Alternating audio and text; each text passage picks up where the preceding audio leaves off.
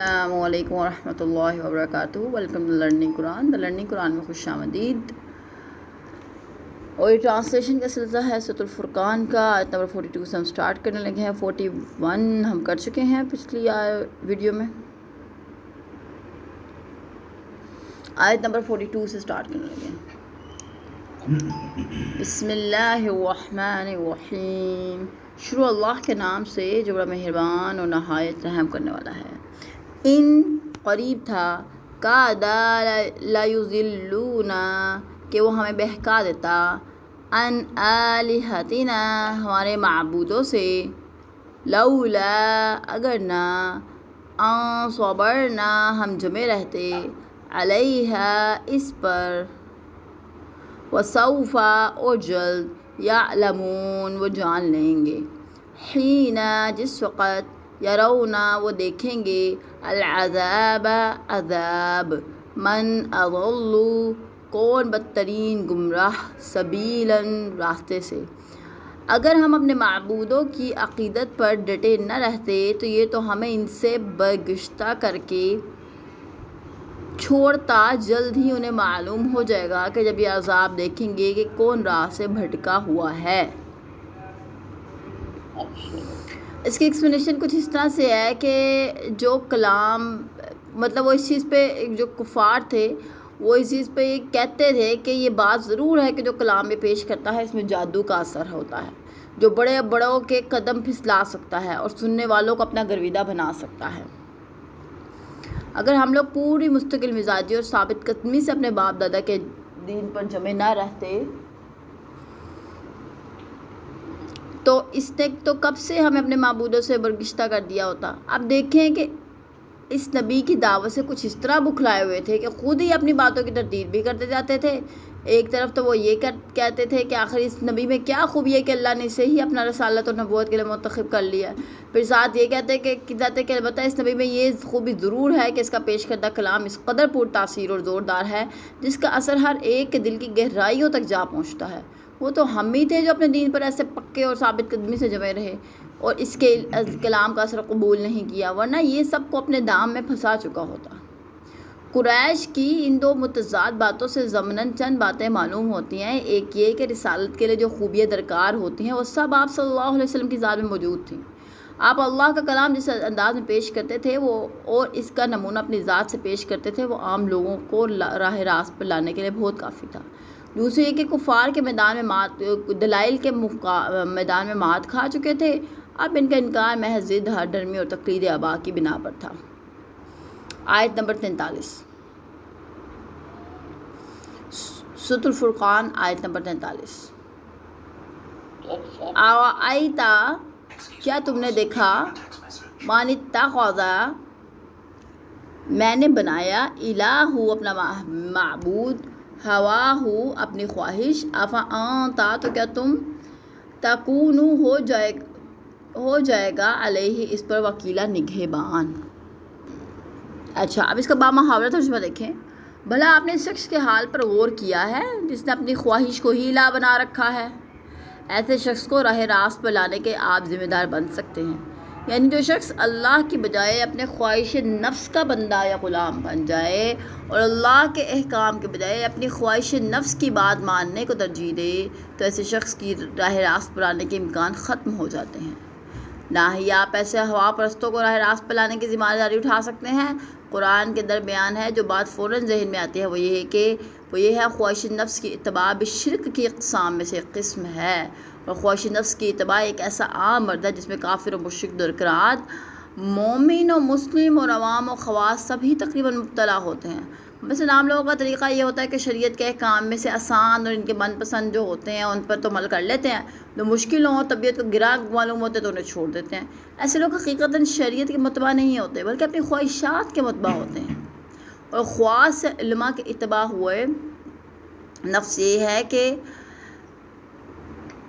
وہ اللہ کی آیات کی تعویل کر لیتے ہیں جو ان کی تباہ ہوں، انہیں پسند ہو، بعض غلط استنباط کر کے اور غلط فتوے دے کر دنیا کا مال بٹورتے ہیں۔ پھر جو اور زیادہ ذہین تباہ ہوتے ہیں وہ عوام میں کوئی بدی عقیدہ رائج کر کے عوام کی توجہ کا مرکز بننا چاہتے ہیں اور نئے فرقے کی بنیاد رکھ دیتے ہیں۔ جس کی تہ میں مال و با میں سے کوئی نہ کوئی جذبہ کار فرما ہوتا ہے، اور کافر جو انبیاء کی مخالفت پر اٹھ کھڑے ہوتے ہیں، قرآن کا بھی وہ مفہوم یہ ہوتا ہے کہ انہیں جو مقام معاشرے میں حاصل ہے وہ ان سے چھن نہ جائے، اور مشرکوں کی اتباع خواہش کا تو پوچھنا ہی کیا، آج ایک پتھر اچھا معلوم بنے تو اسے پوجنے لگے، کل دوسرا اس سے خوبصورت پتھر مل گیا تو پہلے کو چھوڑ کر دوسرے کے آگے سر جھکا دیا، یا کسی شخص نے کسی ولی کے مزار سے متعلق کوئی کرامت یا حاجت روائی کا قصہ بیان کیا تو اس کے مزار پر نظر نیازی شروع کر دی، پھر کسی اس سے بڑے بزرگ کے مزار کے حالات سے متاثر ہو تو اپنی ساری نیاز مندیاں ادھر منتقل کر دیں۔ غرض یہ کہ جس طرح انسانوں کی بے شمار اقسام ہیں، اسی طرح وہ ان کی خواہش نفس اور اتباع کی بھی بے شمار اقسام ہیں، اور رسول بلا کے ان ہر طرح کے لوگوں کو راہ راست پر لانے کی ذمہ داری کیسے اٹھا سکتے ہیں؟ ام تحسبوا، کیا تم سمجھتے ہو، انا کے اکثرہم، ان کے اکثر، یسمعون سنتے ہیں، اور یعقلون یا عقل سے کام لیتے ہیں، ہم نہیں وہ الا مگر کل انعام چوپایوں جیسے، بل ہم بلکہ وہ اضل بدترین گمراہ سبیلا راہ سے،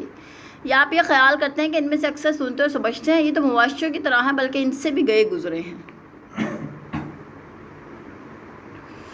ایسے انسانوں کی مویشیوں سے بدتر ہونے کی دو وجوہات ہوتے ہیں، ایک یہ کہ ہر مویشی اپنے پالنے والے کو تو خوب پہچانتا ہے، اس کا وفادار اور فرما بردار ہوتا ہے، اور اپنے مالک کے سامنے گردن جھکا دیتا ہے، اور اگر انہیں کھڑا چھوڑ دیا جائے تو اپنے مالک کے گھر واپس آتے ہیں، لیکن حضرت انسان کا تو یہ حال ہے کہ وہ بات تسلیم کرنے کے باوجود کہ اس کا پروردگار اللہ تعالیٰ ہے، اپنی نیاز مندیوں اور نظر نیازوں میں اللہ کے ساتھ دوسروں کو بھی شریک بنا لیتا ہے۔ اس کی دوسری وجہ یہ ہے کہ انسان کو اپنی آنکھوں اور اپنے کانوں سے اتنا ہی کام نہ لینا چاہیے جتنا جانور لیتے ہیں، مثلاً بھیڑ بکریوں کا ریوڑ اپنے ہانکنے والے کو دیکھتا ہے اور اس کی آواز سنتا ہے، بھیڑ بکریاں بس اس کے اشارے پر چلتی ہیں، انہیں یہ معلوم نہیں ہوتا کہ ہانکنے والا انہیں چرانے کے لیے لے کے جا رہا ہے یا ذبح کرنے کے لیے لے کے جا رہا ہے، کیونکہ اللہ نے انہیں اتنی عقل دی نہیں ہے کہ وہ کرائن سے آنے والے حال کا کچھ اندازہ لگا سکیں، لیکن انسان کو اللہ نے ایسی عقل و تمیز عطا کی ہے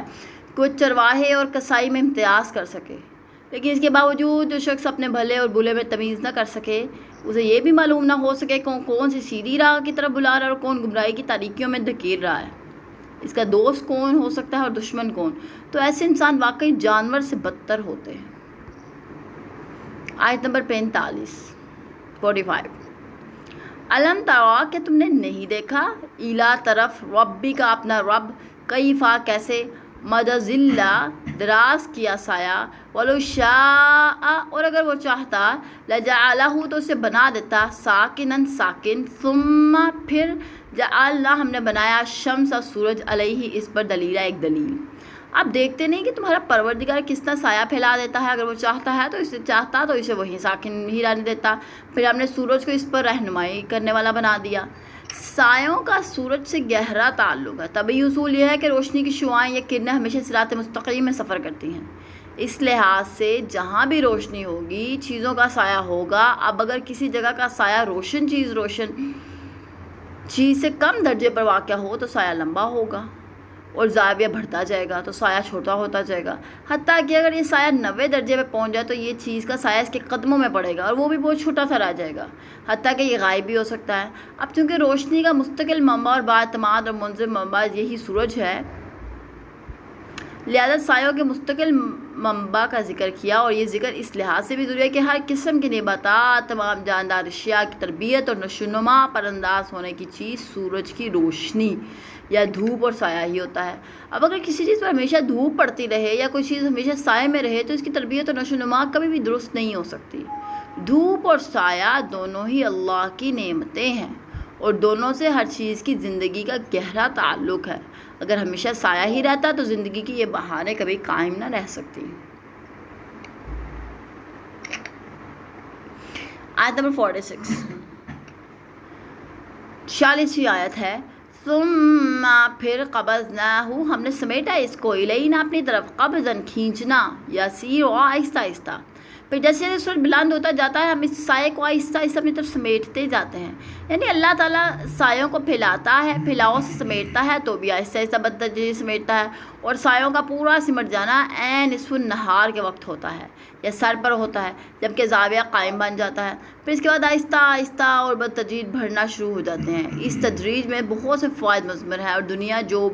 دنیا میں جو بھی تغیر واقع ہوتا ہے اس میں تدریج کا قانون کام کرتا ہے. اگر یہ تدریج کا قانون نہ ہوتا تو بھی ہر جاندار کے لیے زندگی دو بھر ہو جاتی. مثلا سورج طلوع ہوتے ہی اتنی شدید گرمی ہوتی جیسے دوپہر کو ہوتی ہے، اور یہ گرمی سورج غروب ہونے تک بدستور اتنی ہی تیزی سے رہتی، پھر غروب ہونے پر یکلخ سردی ہو جاتی. تو یہ چیز بھی ہر جاندار کے لیے بہت نقصان ثابت ہو سکتی تھی. اس لیے اللہ تعالیٰ نے ہر چیز کو ماڈریٹ پیدا فرمایا ہے.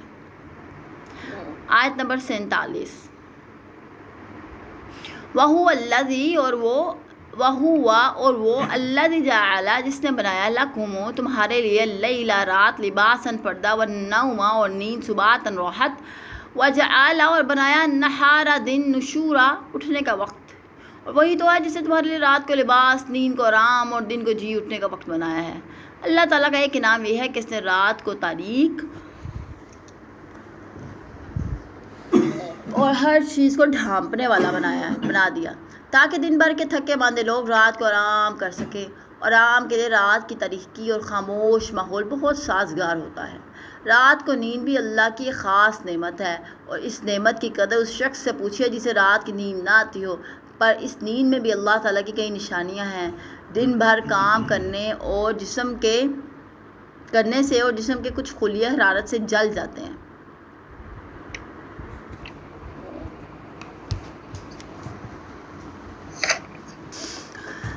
دن بھر کام کرنے سے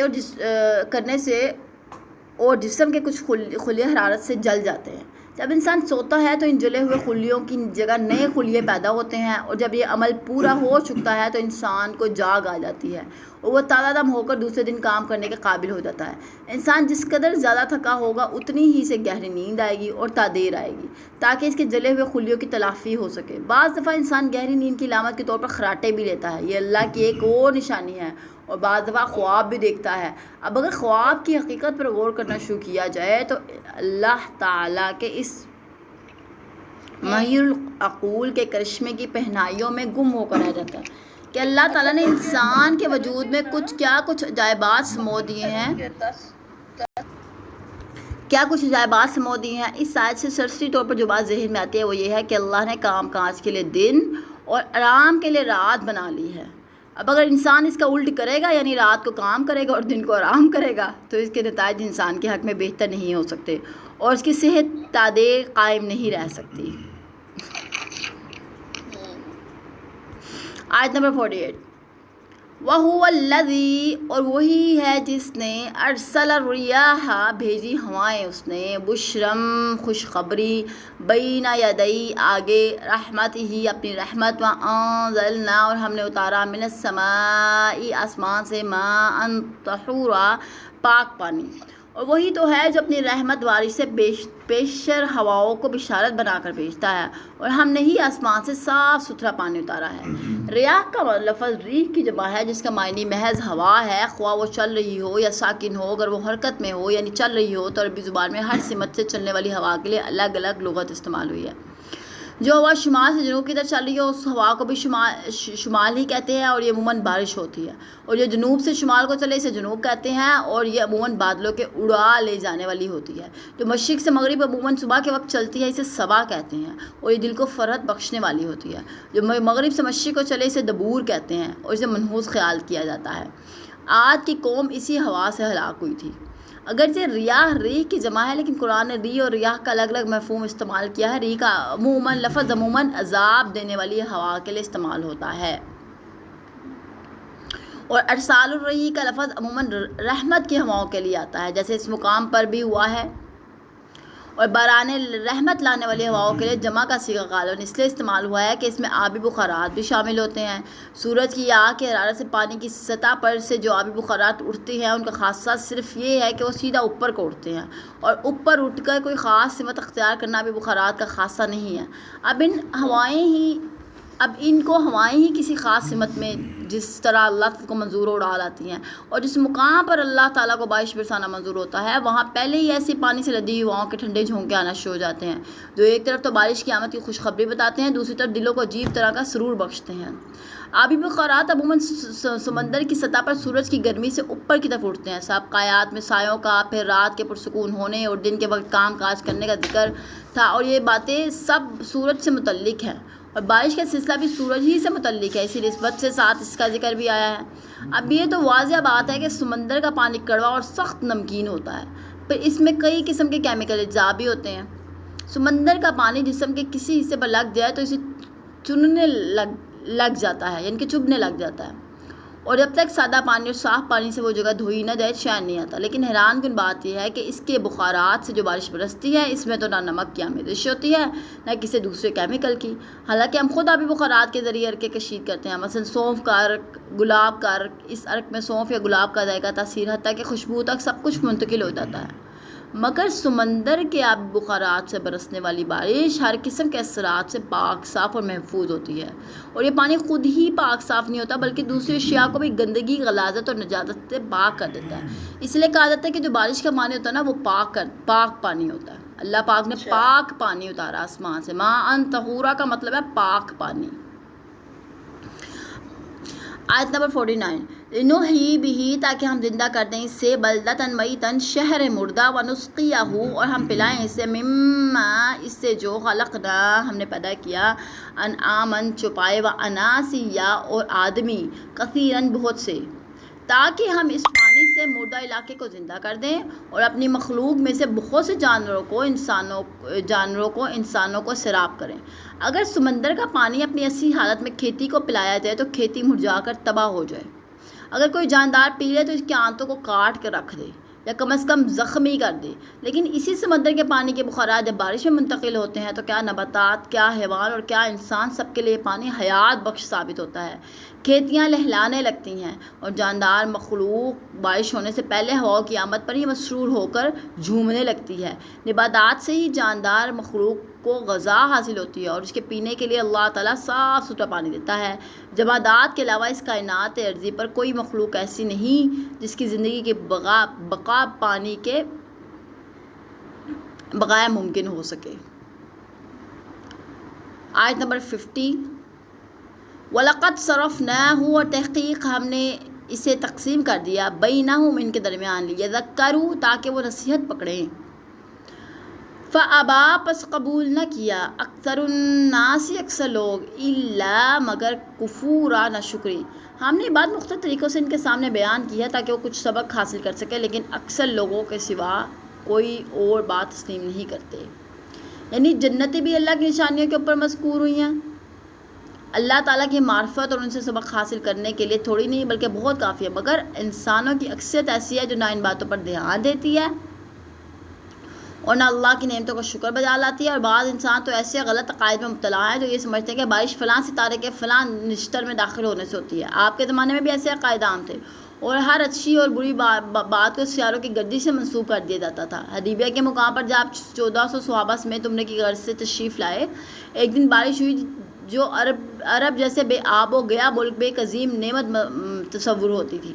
تو صبح آپ نے اعلان فرمایا کہ اللہ تعالیٰ فرماتے ہیں، میرے بندوں میں سے کچھ لوگ مجھ پر ایمان لائے اور ستاروں کے منکر ہوئے، یعنی جس شخص سے یہ کہا کہ یہ بارش اللہ کے فضل و رحمت سے ہوئی ہے وہ مجھ پر ایمان لایا، اور سیاروں کا منکر ہوا، جس نے کہا کہ یہ بارش فلاں سیارے کے فلاں نشتر میں داخل ہونے سے ہوئی تو وہ میرا منکر ہوا اور سیاروں پر ایمان لایا۔ ٹھیک ہے، گویا ستاروں کے اسرار کو تسلیم کرنا اور اللہ پر ایمان لانا دو متضاد باتیں ہیں، ان میں سے صرف ایک ہی چیز قبول کی جا سکتی ہے، جو سیاروں کو اسرار کو تسلیم کرتا ہے وہ مسلمان نہیں، اور جو مسلمان ہے وہ ان اسرار کو تسلیم نہیں کرتا۔ یعنی کہ جو بارش بھی ہے نا وہ اللہ کے حکم سے ہوتی ہے، ہر چیز، ہر نظام کا کائنات جو چلانے والی ذات ہے وہ اللہ تعالیٰ کی ذات ہے۔ چلیں، اوکے، ٹیک کیئر، اللہ حافظ۔